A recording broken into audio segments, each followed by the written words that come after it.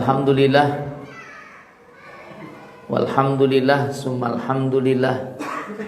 Segala puji dan syukur senantiasa mari kita panjatkan kehadirat Allah Ta'ala, Allah Subhanahu wa Ta'ala, atas anugerah diantara kenikmatan yang sangat besar yang di kesempatan petang ini sama-sama kita dapatkan, sama-sama kita rasakan nikmatnya.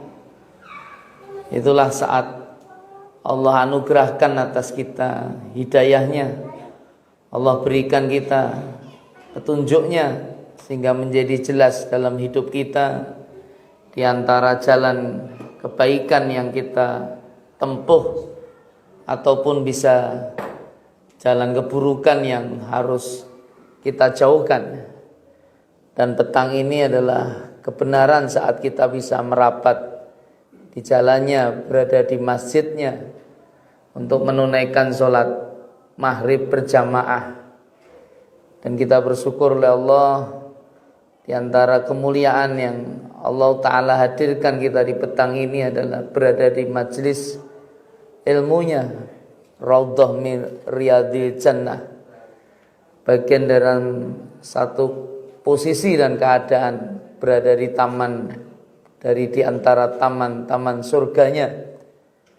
Kenapa ini bagian dari taman surganya? Karena inilah majlis di mana hamba-hamba Allah berupaya untuk memahamkan dirinya tentang urusan agamanya, lebih ingin berupaya memahamkan dirinya tentang ayat-ayatnya.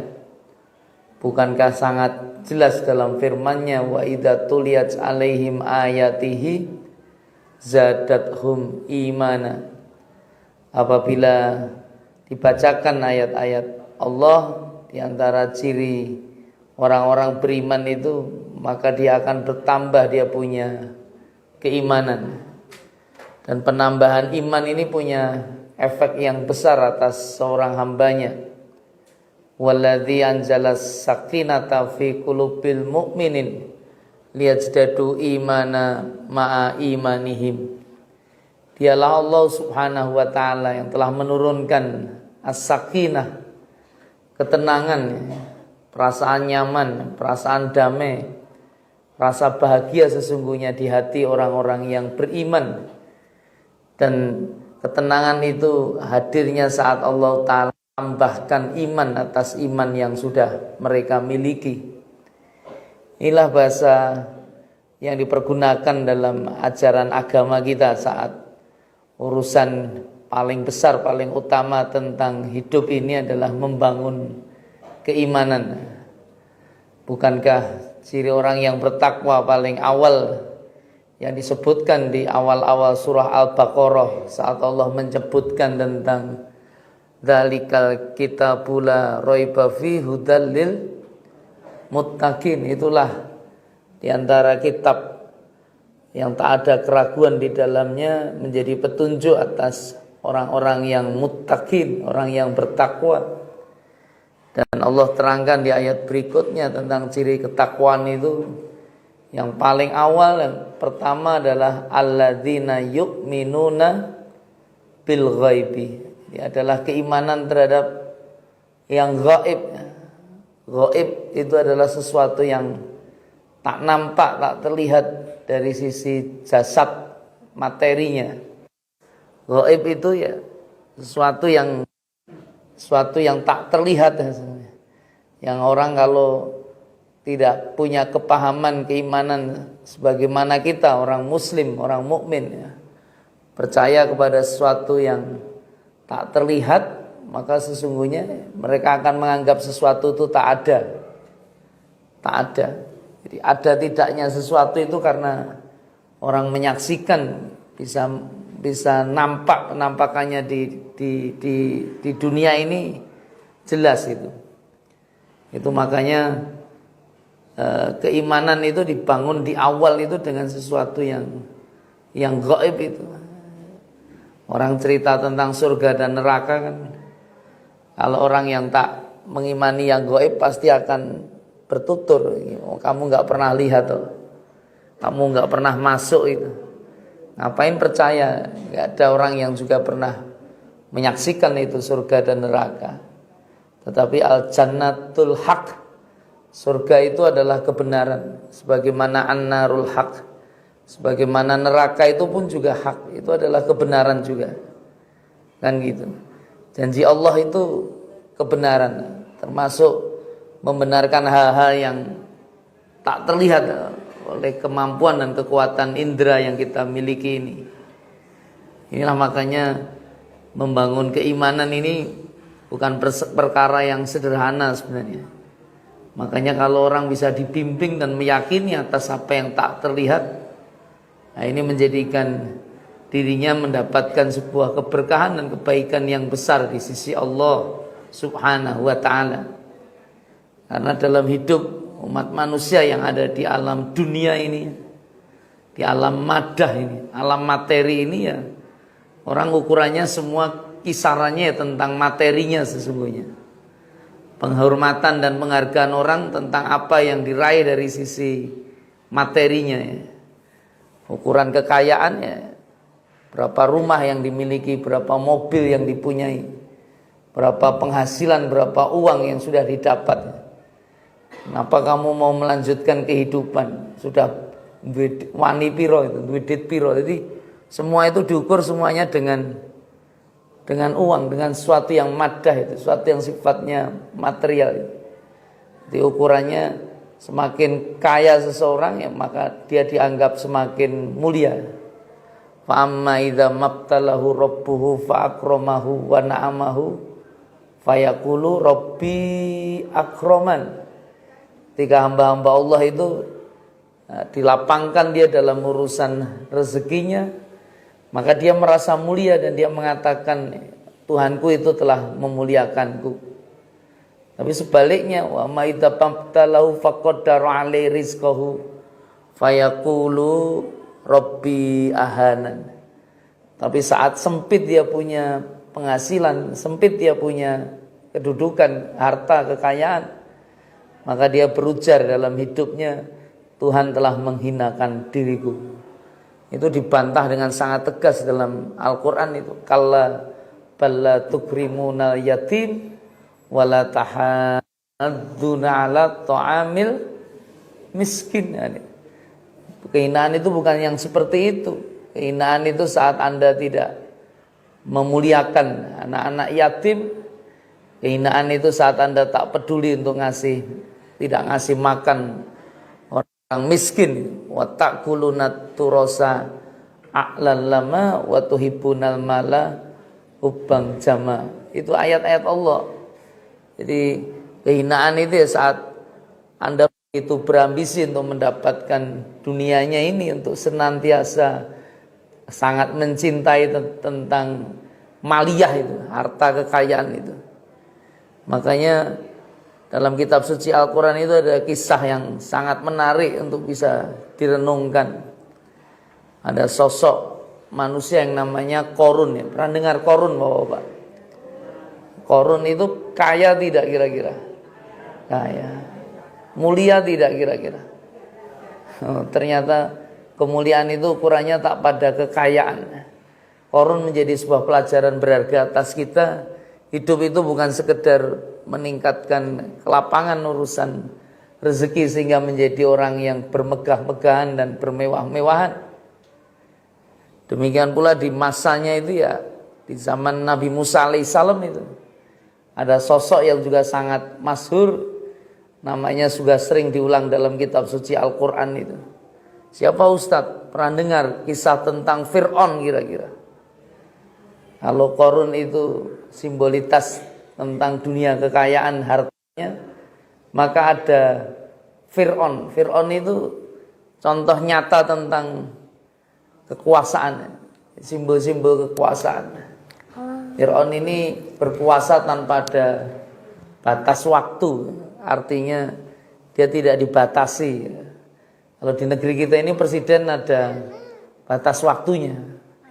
Presiden kita ini pengennya kan sebenarnya tambah periode lagi.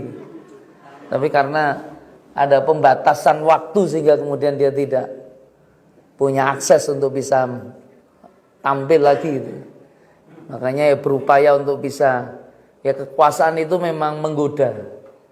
Makanya ya negeri kita ini sejak reformasi pernah punya pengalaman 32 tahun itu dalam sebuah fase negeri ini dipimpin oleh satu orang saja dengan kekuasaan yang hampir ya luar biasa itu kekuasaannya. Tapi begitu reformasi mulai dibatasi, jangan lama-lama, maksimal 2 kali periode saja. Dan itu ternyata sudah disahkan itu undang-undangnya. Maka dulu ada Pak SBY ya hanya 2 periode saja. Ada Pak Jokowi ini hanya 2 periode saja. Nah, gitu. Gubernur, bupati juga seperti itu. Yang nggak ada periodenya ini ya Pak RT ini, seperti Pak Tanto ini nggak ada periodenya ini. Dan memang ya nggak perlu dikasih periode kalau Pak RT itu, karena pengabdiannya nggak perlu ditanyakan kadang-kadang gitu. Tapi ini ya faktual, ini nyata. Karena memang tanpa periodisasi bikin problem, bikin masalah. Karena kedudukan-kedudukan itu yang menjadi problem. Saya kemarin ketemu sama kawan yang mahir dalam urusan tata negara, konsultan politik, dan dia ahli memenangkan banyak sosok. Jadi kalau dulu orang ingin jadi bupati, anggota dewan, wali kota itu datangnya ke dukun ya. Dukun kasih jampi-jampi ditungake, nggak ngerti ditemenke jin dan seterusnya. Atau bisa jadi bahkan wis ning masjid Lawian kayak kono Ki Ageng Ngenis itu. Loh, kenapa Ki Ageng Ngenis itu? Ini saya beritahu ini agar biar tahu nanti, mudah-mudahan ya biar tambah lebih banyak. Jadi ternyata Masjid Lawian ini dulu menjadi simbol-simbol bahasa orang kemudahan untuk bisa mendapatkan kekuasaan. Itu kenapa? Karena ada makam namanya Ki Ageng Ngenis. Ki Ageng Ngenis ini dipercaya dan diyakini, walaupun Anda yang bacanya dalam sejarah sama seperti saya itu, tapi ini adalah sosok yang bisa menurunkan raja-raja Mataram Islam ya di tanah Jawa. Ki Ageng Ngenis ini simbol atas kekuasaan itu. Jadi makanya ono sing ngasih nasihat nek kepengin dadi kepala desa, dadi bupati, dadi gubernur wi iktikaf ning Masjid Lawian gitu. Tapi jangan disuudoni ki sing do iktikaf ning Masjid Lawian kepengin jabatan juga bukan. Tapi dulu gitu. Ya, konsep awalnya ya sekedar ziarah itu. Tapi kalau sudah sampai di masjid ya itu nilai-nilainya. Karena kekuatan itu ada roh-roh semangat dalam rangka untuk mendapatkan kekuasaan itu. Itu seringkali untuk merapat di tempat-tempat yang dianggap seperti itu. Itu kalau bicaranya dukun, tapi sekarang model dukun-dukun modern itu enggak gitu ya. Dukun-dukun modern itu dihitung. Nek kepengen menang ya wis duwe duit piro. Karena dia harus paham lapangan. Anggota DPR RI itu cerita beliau katanya Ustaz DPR RI itu dari Jakarta, nah, dia harus menyiapkan kalau pengen menang ya 25 sampai 30 miliar. Kenapa nek ger kepengin dadi caleg terus nyoblos bojone, anake, tanggane ora perlu modal. Tapi kalau kepengin nyoblos banyak ya itu uangnya harus banyak. Yang harus didistribusikan banyak. Kemarin saya ngisi pengajian di satu lokasi, satu tempat, ya Ustadz, kami juga sudah siap-siap nanti di sini panen duit itu karena banyak caleg dari sini. Dan mereka ya sudah bisa bisik, aku harus nyapi sakmene, aku harus nyapi sakmene. Jadi transaksi-transaksi itu wis kasakusuk dan bisa bisik itu. Kalau dulu modelnya serangan fajar, tapi sekarang sudah nggak fajar lagi. Duha, subuh, maghrib, isya, nah, serangannya terus menerus ini. Nah ini serius ini makanya konsepnya hitungan-hitungan seperti itu. Dan dia sampaikan yang menjadikan rusak itu, saya minta maaf. Tapi mudah-mudahan besok anggota dewan bisa merumuskan undang-undang untuk dirinya sendiri. Tapi biasanya wong ngatur dewe-dewe iki kangelan.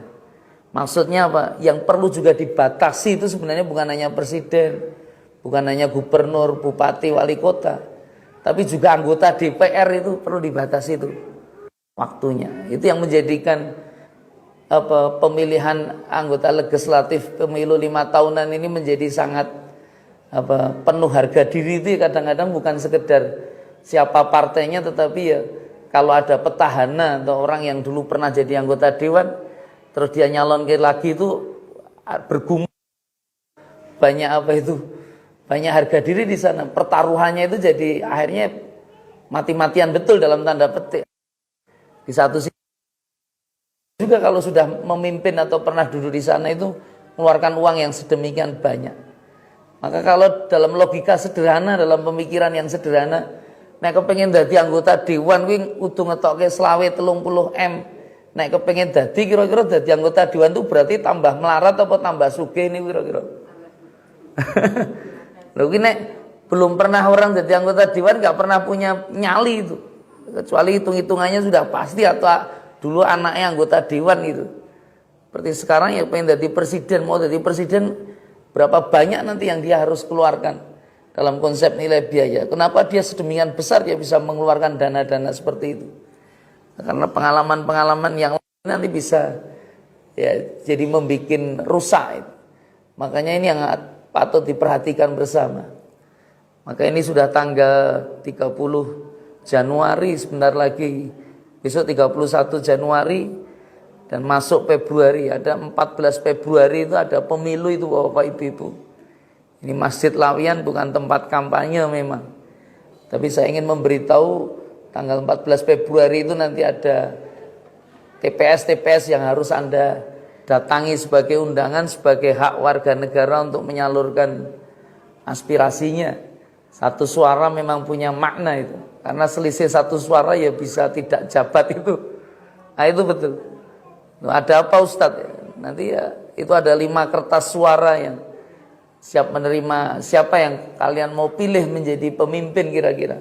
Mewakili Anda yang nanti duduk jabatan selama 5 tahun ke depan. Ngurus kehidupan negeri kita ini, bangsa dan bernegara. Baik dari legislatif, tingkat daerah, tingkat provinsi sampai pusat, ataupun anggota senat sampai pada presiden dan wakil presiden yang hanya ada 3 tahun itu. Gak ada apa Ustadz? Ya itu betul. Habis Anda coblos nanti Anda akan masukkan dalam satu tempat yang disebut kotak, yang jelas bukan kotak infak itu kotak suara. Jadi kotak suara masukkan di sana, nanti ada petugas-petugas yang siap menghitung. Nah, disitulah sesungguhnya yang penting yang nanti mudah-mudahan bisa kita pahami dan kita mengerti. Saya ada kajian Gus Baha itu ada satu kajian di kitab Fathul Mu'in itu beliau memberikan bahasan saat ada pertanyaan-pertanyaan mengenai pemilu itu. Bergelanyut memang karena hukum-hukum fikih itu kan konsepnya ya bisa berkembang sesuai dengan suasana dan situasi. Maksud Ustadz bagaimana? Ini ya fatwanya Gus Baha aja. Karena saya tidak tahu, mungkin belum ada yang menanyakan kepada Majelis Ulama Indonesia. Kalau itu ditanya sebenarnya MUI mesti pasti akan mengeluarkan fatwa itu. Tentang hukumnya, serangan fajar, memilih karena dibayar dan seterusnya itu. Tapi kalau dalam kaidah-kaidah fikih ya, konsep memilih pemimpin itu yang terbaik dari sisi din agamanya. Yang terbaik itu ya ukurannya agama. Lah kalau agama apa Ustadz? Ya kalau di Quran apa ada ukuran itu? Wadah. Saat ketika ada raja namanya Raja Tolut itu kan munculnya kan diawali adalah sebuah kegelisahan Bani Israel meminta kepada Allah agar ditunjukkan siapa pemimpin yang bisa memimpin mereka melepaskan diri dari kediktatoran penguasa yang namanya Jalut itu. Dan ternyata Allah tunjukkan itu sosok yang punya kekuatan dalam urusan ilmu dan jism, dalam jasad. Jadi kuat ilmunya dan kuat fisiknya. Kuat ilmu dan fisik itu penting memimpin itu. Jadi ilmu itu ya golek sing pinter, aja wis lalen gitu kadang-kadang. Nah itu ya artinya sekolah yang enggak jelas itu betul itu. Itu ya harus orang yang pandai karena kepandaian itu nanti bisa membuat dia lebih bijak untuk menghadapi masalah. Nek ra pinter engko ditekoi dikritik iso diamuk-amuk jenengan. Iso diseneni dadi isine malah dijak padu terus jenengan. Itu tapi kalau orang pinter dia akan bijak karena usaha dia kan ingin menyatukan, ingin membuat negara ini jadi jauh lebih baik kan gitu. Kan gitu. Itu tanda-tanda orang yang gelisah, itu orang-orang yang tidak, yang jahil, yang bodoh itu kan gitu. Jadi dikritik, kasih masukan, malah dilapor ke polisi dan itu. Saya pernah punya pengalaman dulu. Ternyata dilaporkan sampai kejaksaan, kepolisian dan seterusnya. Nah, diproses di pengadilan dianggap sebagai menebarkan fitnah dan seterusnya. Ini hak bertanya kita tanyakan, tetapi jadi problem, jadi masalah. Nah, Kapolsek, Kapolres, PKU harus paling aneh kan gitu. Ya gitu. Tapi begitu sudah proses, akhirnya dia mencabut karena ya nggak elok pengadilan, ya gimana gue ceritanya. Ternyata kena kasus juga, bener apa yang kita tanyakan itu. Urusan pembangunan waktu itu di Sriwedari bisa kena kasus hal yang serupa itu. Ini banyak kasus. Kalau marah-marah, sewot-sewot, tapi kalau benar-benar dia nggak melakukan, ya tentunya nggak perlu harus marah-marah. Ini satu contoh aja. Jadi orang harus kuat ilmunya. Kemudian yang kedua, kuat jasmaninya juga. Kalau pemimpin gampang masuk angin, loro-loronan yang direkoso. Mau ngurus rakyatnya kan bisa 24 jam itu. Pak RT ini nek opo sithik wis ra gelem metu ngopo kayak masuk angin kayak kero aneh, wis ganti we Pak RT ini. Didodoki lagi loro ya. Makanya kan dituntut pemimpin itu ya kudu kuat, kudu semangat. Itu kalau sudah mulai lemah dari sisi fisik, ya standarnya sudah tidak masuk. Sama seperti Nabi Musa alaihissalam. Dalam Al-Quran disebutkan tentang kekuatan yang ada. Itu pemimpin yang qawiyul amin. Dan kalau Nabi Musa nggak perlu diragukan itu. Dia istilahnya ngangkat batu yang diangkat 10 orang baru bisa, itu Nabi Musa sendirian dia lakukan itu. Jadi secara fisik diragukan itu. Nempeleng orang Mesir sampai mati itu. Dan yang kedua, kalau Nabi Musa ada tambahan al-amin. Qawiyul amin itu yang amanah. Dia posisinya tidak dalam posisi ingin mendapatkan yang lain, tetapi memang ini betul-betul ada konsep respect, dalam konsep nilai kepedulian dan kebaikan. Makanya di Madian itu yang kemudian akhirnya dia dipek mantu itu karena dapat cerita yang mempesona dari 2 kakak beradik perempuan itu. Saat ketika ngantrek ke kambing-kambing mereka, gembalaannya, dan mereka ternyata ya perempuan, tidak sama dengan laki-laki dari sisi kekuatan dan seterusnya. Nabi Musa begitu melihat yang seperti itu, ya kepeduli, walaupun dia sebenarnya sangat butuh juga pekerjaan, butuh makan dan sebagainya. Tapi ternyata ya empatinya itu keluar, muncul. Ini pemimpin itu, responsibility-nya itu tinggi. Jadi artinya melihat sesuatu yang butuh dibantu, dia langsung turun tangan untuk kemudian membantunya. Begitu sudah dibantu, ya ketika ditawarkan dia nggak mau imbalan itu nggak mau, niatnya memang membantu walaupun dia sangat butuh sebenarnya uang yang ditawarkan itu kan. Nah, begitu 2 perempuan ini, kakak beradik ini pulang, dan lu kok kamu pulang bisa lebih awal, biasanya lebih petang, lebih sore. Dia cerita ada seorang laki-laki yang peduli dan seterusnya. Loh, kenapa ya? Dia ceritakan itu, maka dia tertarik. Diundang itu laki-laki itu makan malam itu, yang undang ayahmu, jadi bukan kau undang itu. Dan ternyata betul, ini yang luar biasa. Nabi Musa itu didatangi lagi, dia katakan kamu diundang sama ayah kami untuk bisa makan malam. Wah, ini maka waktu itu Nabi Musa dalam posisi yang lapar juga, butuh makan juga. Maka yang juga sangat menarik, Nabi Musa itu al-amin, itu sangat menjaga amanah dalam konsep kehormatan wanita juga. Ini yang menarik itu. Di beberapa kitab tafsir bahkan yang saya baca, yang saya simak, itu Nabi Musa itu ketika berjalan, dia tidak ingin berada di samping atau bahkan di belakangnya perempuan itu. Tapi dia katakan saya yang berjalan di depan. Maka Nabi Musa nggak ngerti, omain dinurang ngerti. Tapi dia sampaikan kamu berdua di belakang, tunjukkan arahnya gitu. Itu kan sangat menjaga diri. Dia menjaga pandangan. Nek wong pelaku terus neng burine wong wedok sing ditonton opone kira-kira. Makanya banyak orang siut-siut itu kadang-kadang yang delok bagian-bagian tubuh perempuan. Tapi Nabi Musa sangat menjaga dirinya. Dia tidak mau berada, jangankan di sampingnya, apalagi di belakangnya nggak mau dia. Saya yang di depan gitu.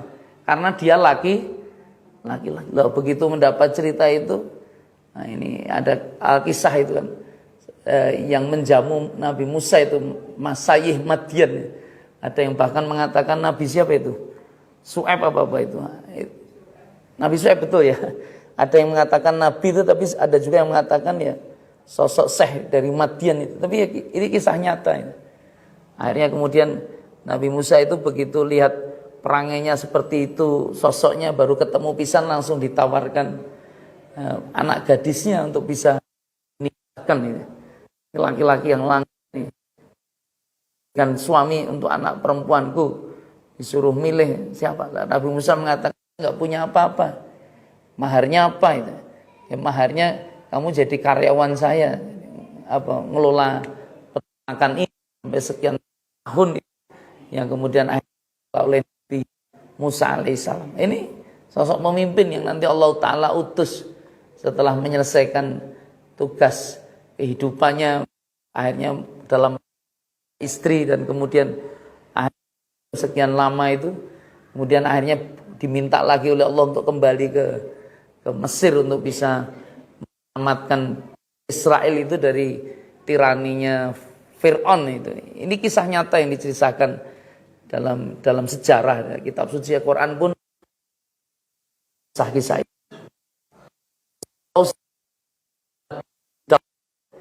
Nah, itu Ustaz. Yang pertama adalah doanya, keadilannya. Sebuah komunitas masyarakat ini menjadi baik. Yang kedua, Yang kedua adalah ilmunya para alim di antara ulama. Namanya dituntut itu untuk bisa mempraktekkan keilmuan zaman dia. Sekarang kan kualik-walik para ulama. Ya sekarang ya statusnya ulama dalam tanda petik gitu. Jadi ngikutinya malah ada penguasa kan. Makanya kadang-kadang ya hanya sekedar aja, amplopnya piro, bayarannya piro, itu kadang gitu. Minta fatwa yang mana, dukung sopo dan seterusnya. Akhirnya sopo bayar, ujung-ujungnya duit. Ini jadi masalah itu. Ini mau ulama nggak boleh itu. Ulama harusnya pada ilmunya, objektivitas ilmunya. Dia harus jujur dalam urusan keilmuan itu. Mana yang baik harus dia tentukan. Mana yang harus. Nah itu faktanya, ditanya ya bagaimana keilmuan yang dia mengerti kan gitu. Nah, gitu. Kemudian yang ketiga apa Ustadz? Hartanya orang kaya. Orang kaya ini ya bisa melakukan kekuatan juga. Orang kaya itu ya dengan kedermawanan orang kaya, dengan hartanya ini yang menjadikan masyarakat ya bisa sejahtera juga, bisa menjadi baik juga. Kalau Anda kebetulan oleh Allah rezeki yang berlimpah, berlebih, maka pahami dan mengerti betul bahwa sesungguhnya harta jenengan ini bisa Anda gunakan untuk bisa mendekat pada Allah ya dengan membantu dan itu kan aflaha man tazakka wa dzakara man zakka, yang Allah Ta'ala ingin fa'amaman a'ta wa taqa wa saddaqa yasiruhu lil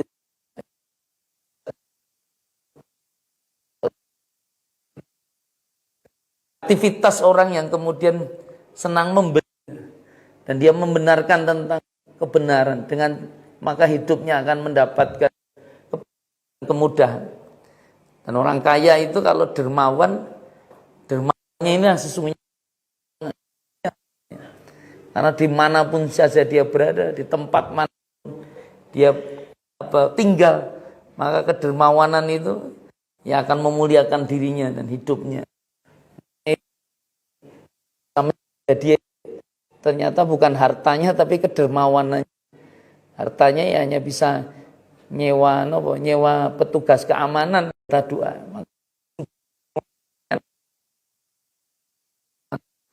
Itu juga para pemimpin itu gerendung otak ya ora miskin-miskin itu. Miskin itu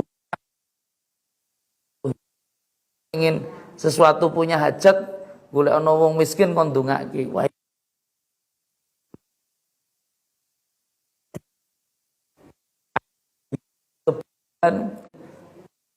Nabi dia menyampaikan tentang konsep-konsep kemaslahatan dalam sebuah keluarga dan rumah itu, tentang rumah terbaik itu ketika ada anak yatim dalam tanda petik itu. Keyatiman itu kan sebuah kelemahan yang Allah hadirkan. Zakuna bidu'afaikum, sesungguhnya kalian ini ditolong, kalian ini diberikan rahmat dan kasih sayang dari orang-orang yang lemah di antara itu. Bidu'afaikum, betul. Jadi sebenarnya yang buka pintu pertolongan orang yang doa. Makanya kan sempat ada hadis itu, nanti coba dibuka di kitab Riyadhus Shalihin tentang Iyadatul Marid, tentang menengok orang sakit itu. Ketika Anda renungkan isi hadisnya, agak terkejut juga kita. Kenapa itu Allah itu satu saat nanti di mahsyar, kenapa waktu aku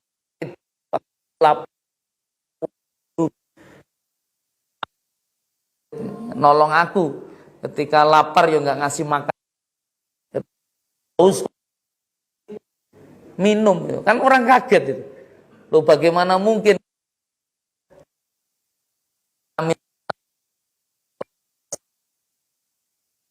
akal kan itu orang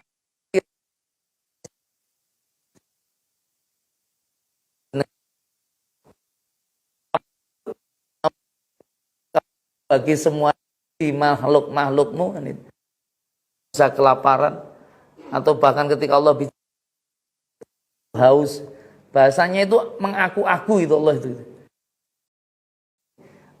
Allah sampaikan seperti yang diceritakan Rasulullah, kalau kau datangi dia itu maka sungguh aku itu dekat dengan dirinya. Loh, kok sangat dekat itu pripun Ustaz? Ya karena memang sesungguhnya orang sakit itu posisinya biasanya sangat dekat dengan Allah Subhanahu wa taala. Ada apresiasi banyak kebaikan ketika kalian bisa menolong orang yang menderita dalam posisi itu. Demikian pula orang lapar. Orang lapar itu dalam fase-fase tertentu kan ya, yang dia minta sama Allah kan, ya Allah ini saya lapar, kenyang ya Allah, tiba-tiba Anda datang ngasih kenyang, traktir. Apa yang terbayang pada orang yang lapar tadi minta sama Allah, tiba-tiba Anda datang itu. Itu betul, dia merasa betul, ya Allah terima kasih Engkau telah mendatangkan orangmu ya Allah. Itu kadang-kadang gitu, Kau telah memberikan pertolonganmu melalui beliau. Itu konsep nyatanya gitu. Jadi kita nggak pernah tahu itu siapa yang kita tolong, itu bisa jadi memang posisinya memang betul-betul sangat membutuhkan. Ini konsep-konsep kepedulian itu harus terus dikembangkan di semua lini, di semua pihak. Sama Masjid Lawian itu juga harus gitu ya. Makanya saya mendukung. Ini alhamdulillah kemarin kami dapat ngasih kontak, ini ada Ustadz jamaah dulu yang sering ke masjid misalnya, sekarang udah nggak ke masjid lagi, ternyata posisinya memang perlu harus disantuni ya. Siapkan itu semua, ngasih santunan melalui bukan itu. Maka nanti kami mohon ini bendaranya ada ini, nanti segera dilaporkan apa yang sudah bisa kita lakukan, kita berikan laporan-laporan yang selama ini mungkin agak kesulitan proses laporannya, itu mau dilaporkan semua, tapi minimal 1 bulan sekali ini harus direpot. Artinya apa yang sudah keluar, berapa yang masuk itu ya, minimal Januari nanti bisa sudah keluar laporannya. Kalau belum mungkin laporan kas besarnya, tapi minimal bulanan itu orang tahu itu. Oh ternyata Masjid Lawian itu juga menyediakan itu. Nah, gitu. Kalau kasih beasiswa atau kasih Purnomo Sidi itu juga gitu, harus dilaporkan juga. Minggu ngopo wae to. Oh itu ternyata untuk beasiswa. Itu nanti akhirnya orang akan jadi peduli kan itu. Kita ini kan memang pendekatannya harus pendekatan proyek kan itu. Seperti sekarang di Masjid Lawian ini banyak pengajian itu kan sebenarnya pendekatan proyek itu. Proyek apa Ustadz ya? Proyek donasi juga. Karena dengan banyak taklim, banyak ngaji, maka banyak orang yang datang di sini. Saya nggak ngerti juga, belum dihitung juga hitung-hitungannya gimana itu. Tetapi urusan syiar di jalan Allah itu hitungannya nggak pernah rugi sebenarnya. Jadi ya intinya badi lan badi gitu. Kenapa ya? Kan konsep kemuliaannya pasti Allah Ta'ala akan tambah, berkahnya akan dimuliakan. Apalagi ini ya sudah diikhtiarkan, tidak mesti datang di Masjid Lawian juga orang yang bisa merasakan nikmatnya kajian-kajian keilmuan. Di sini selain menyediakan fasilitas tempat, kemudian juga ada siaran-siaran yang sifatnya online juga, ini melalui media-media sosial, ini kita nggak ngerti juga nanti sampai kapan itu keistiqomahannya, tetapi kita harapkan ini bagian dari sebuah siar-siar, langkah-langkah sederhana yang insya Allah bisa nilainya bisa abadi nanti jadi jariah bersama di antara pengurusnya dan mereka yang mengupayakan dan mengusahakan itu kan itu. Nah, ini kan konsep nilainya kan. Karena kita dulu ingat Ustadz Jazir itu waktu awal juga ngasih pesan ya, kita waktu awal dilantik jadi kan kita ajak semuanya ke Jogokaryan ya. Saya kesimpulan waktu pulang di Jogokaryan itu ternyata ya sederhana.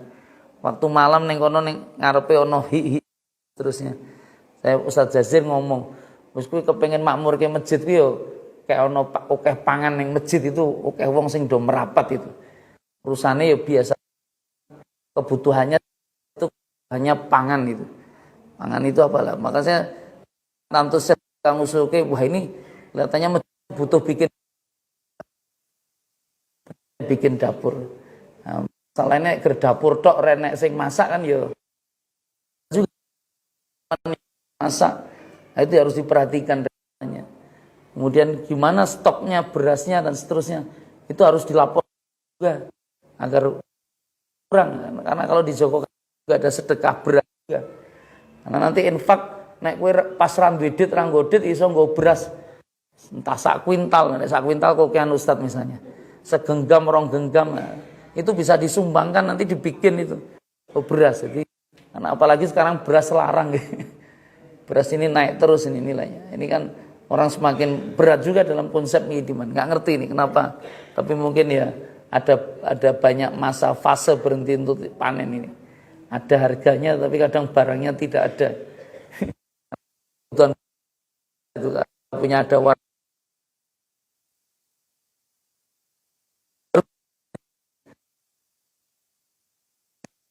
Beras ya terus diganti dengan jagung, diganti dengan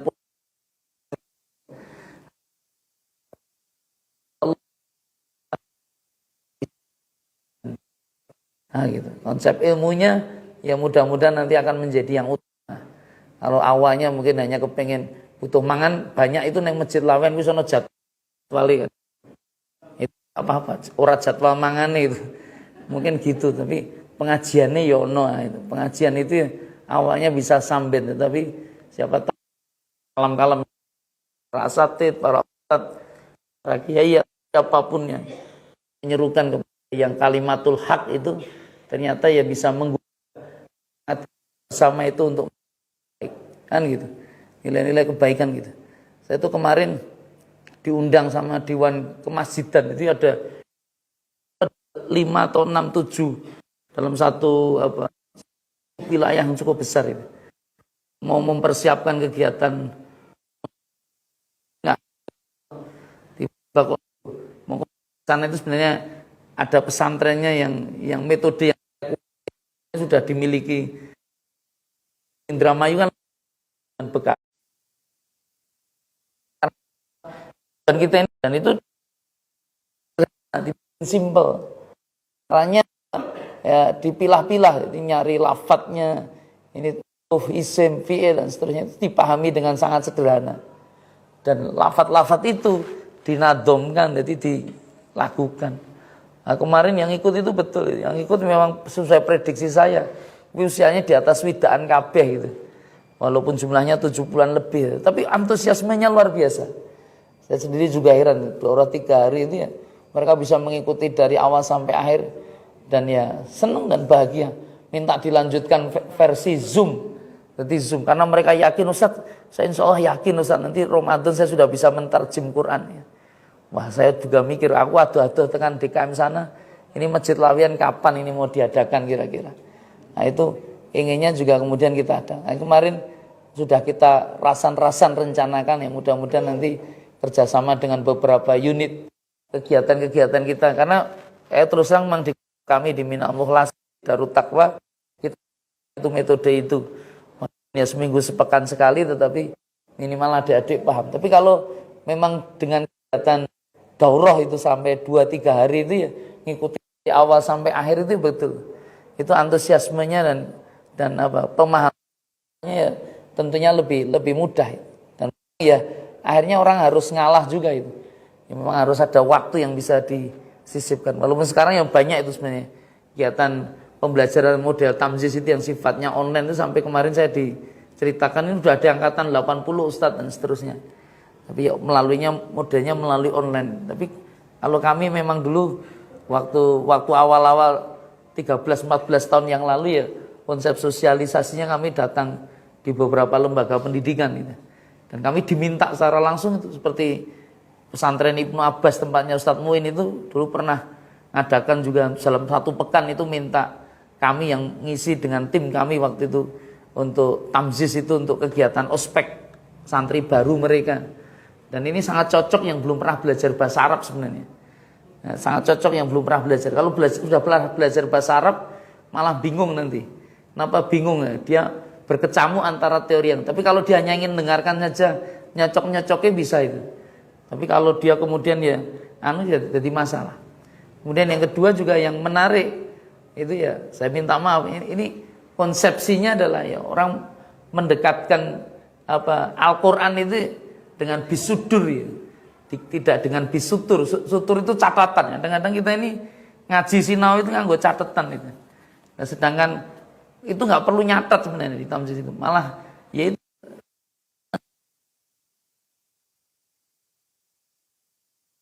paling hanya baru 3-4 kali aja orang sudah happy. Maka saya membayangkan kalau dia mengulang-ulang kosakata itu sampai bisa 25 kali atau bahkan 50 kali, wah itu sudah mungkin itu. Nah, sedangkan acara kegiatan itu tuh menghafalkan kosakata Al-Qur'an. Wah itu yang menarik. Kamus Quran itu dan kamus Quran itu jumlahnya hanya 2000 kata saja. 2000 kosakata saja. Tapi lebih jadi kita ini kan kepinginnya terjemah ke Quran, orang kepingin ngerti bahasa Arab, wong Arab niku kan boten itu. Tapi bahasa Arab sing neng al sudah difokus, ada kamusnya sendiri, ada yang memang tujuannya untuk bisa memahami itu. Nah, itu Bapak Ibu yang dimuliakan Allah, sudah kemarin sudah datang. Tapi rencana ini saya minta maaf nanti Masjid Lawen, tapi nanti kita akan mati, tapi